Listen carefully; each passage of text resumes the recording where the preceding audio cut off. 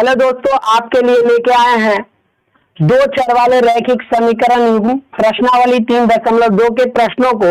इससे पहले हमने पिछले वीडियो में 3.1 के सभी प्रश्नों को सॉल्व कर लिया है। दोस्तों, पहला क्वेश्चन है कि कक्षा 10 के 10 विद्यार्थियों ने एक गणित की पहली प्रतियोगिता में भाग लिया।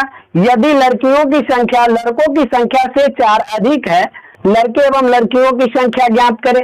यहाँ पे कह रहा है कि कोई पहली प्रतियोगिता परीक्षा रखी गई जिसमें लड़का और लड़कियों ने भाग लिया।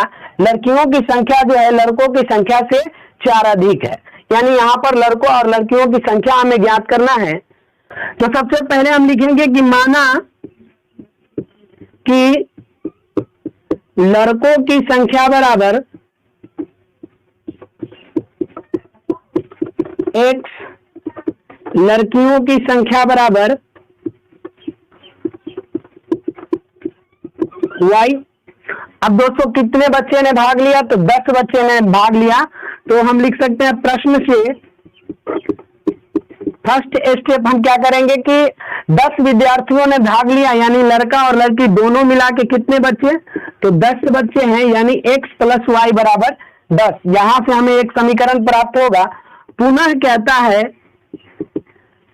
कि लड़कों की संख्या से 4 अधिक है लड़कियों की संख्या, यानी लड़का की संख्या यह x है, तो लड़की की संख्या जो है लड़कों की संख्या से 4 अधिक है, यानी लड़कों की संख्या में 4 जोड़ देंगे उतनी लड़कियों की संख्या है। तो यहां से सॉल्व जब हम करेंगे तो यहां से आएगा x - y = -4।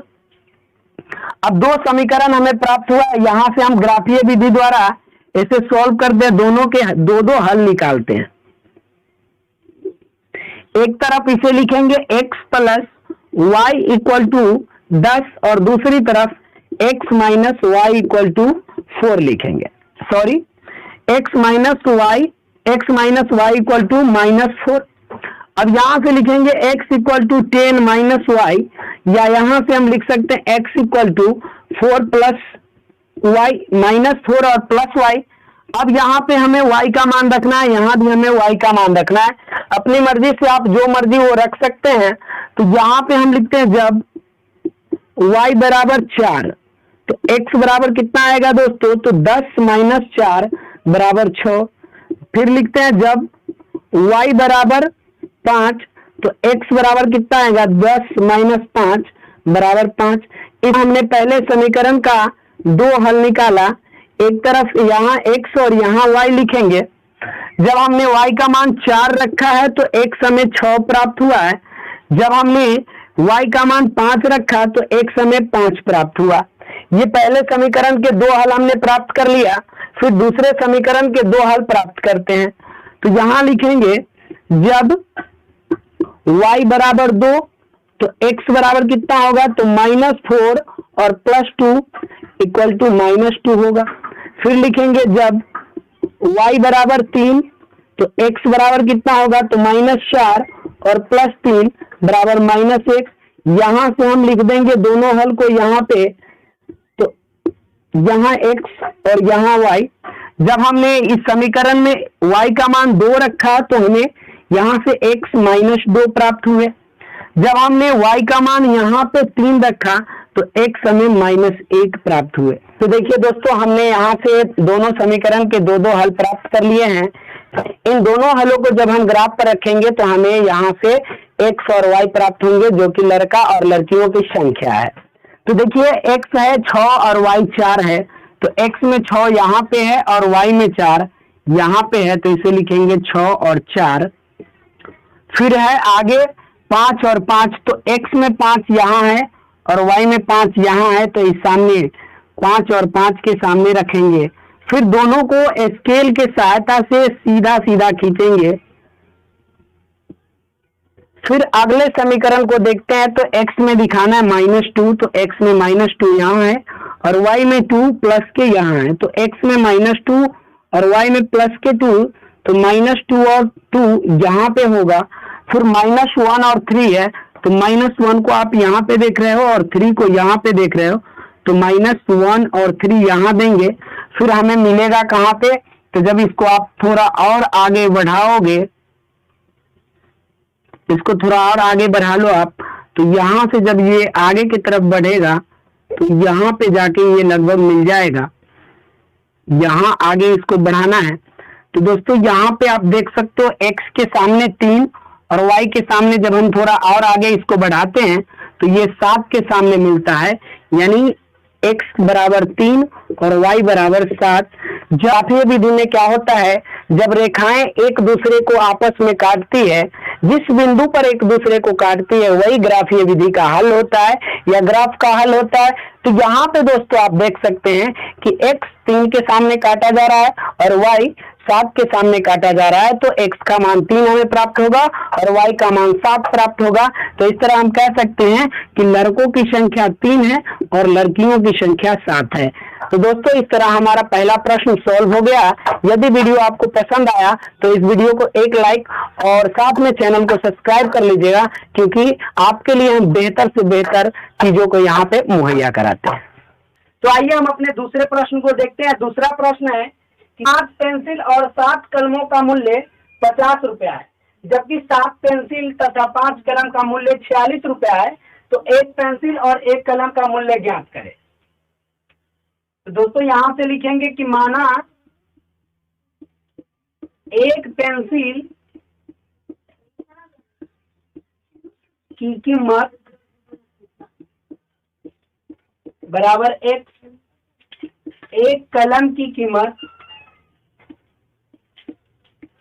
बराबर y।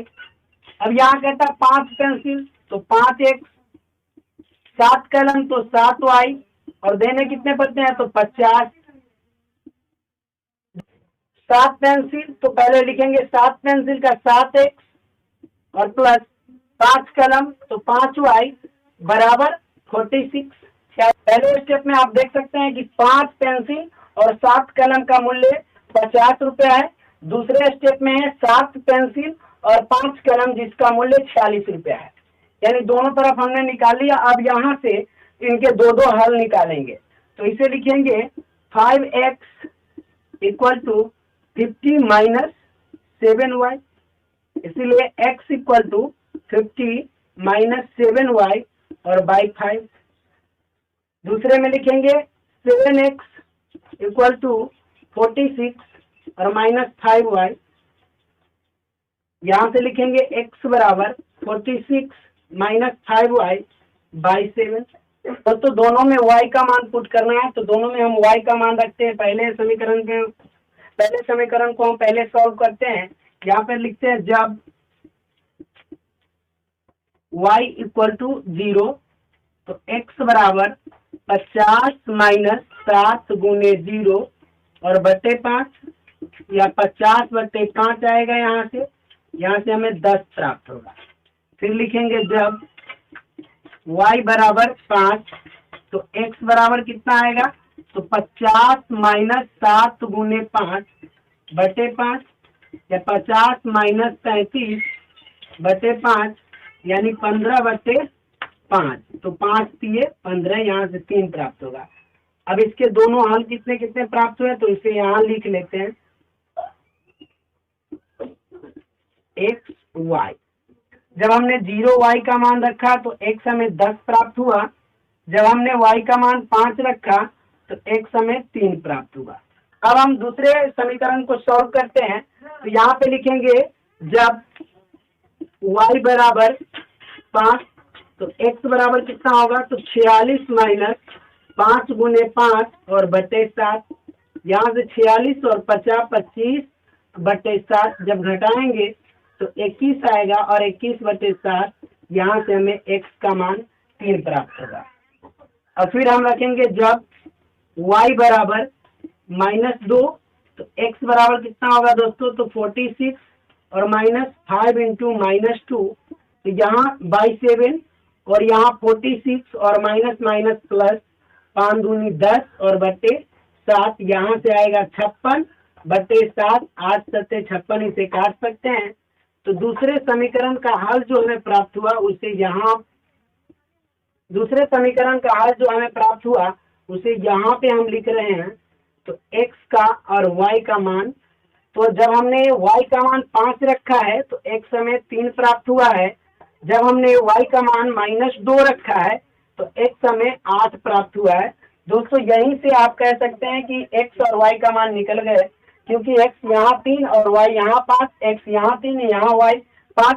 लेकिन अब हम ग्राफ इसका खींचेंगे जिससे कि हमें कंफर्म मान मालूम हो जाएगा कि x का मान कितना है और y का मान कितना है, यानी एक कलम और एक पेंसिल का कीमत हमें मालूम चल जाएगा।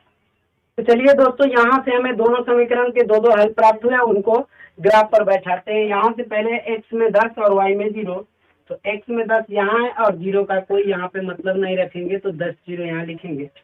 फिर x में है 3 और y में 5, तो x में 3 2 और 4 के बीच में होगा और y में 5 यहाँ पे होगा, तो 2 3 और 5 को यहाँ पे रखेंगे, तो 3 और 5 इसे लिखेंगे। अब इन दोनों को स्केल की सहायता से आपको सीधा खींचना है, आगे तक बढ़ाना है। फिर दूसरे समीकरण में x का मान 3 और y का 5 है, तो यहीं पे होगा। और फिर x में 8 और y में -2 है, तो x में 8 आप यहाँ पे देख सकते हैं और y में -2 यहाँ पे देख सकते हैं। तो 8 और -2 इन दोनों को स्केल की सहायता से आगे से ऐसे करके खींच देंगे, तो ये इस तरह आगे की ओर बढ़ता चला जाएगा। दोनों रेखा एक दूसरे को 3 और 5 पर काटता है, तो हमें x का मान 3 प्राप्त होगा और y का मान 5 प्राप्त होगा। हम कह सकते हैं कि एक पेंसिल का कीमत 3 रुपया है और एक कलम का कीमत 5 रुपया है। तो दोस्तों यहाँ से हमें पेंसिल और पेन का कीमत ज्ञात हो गया।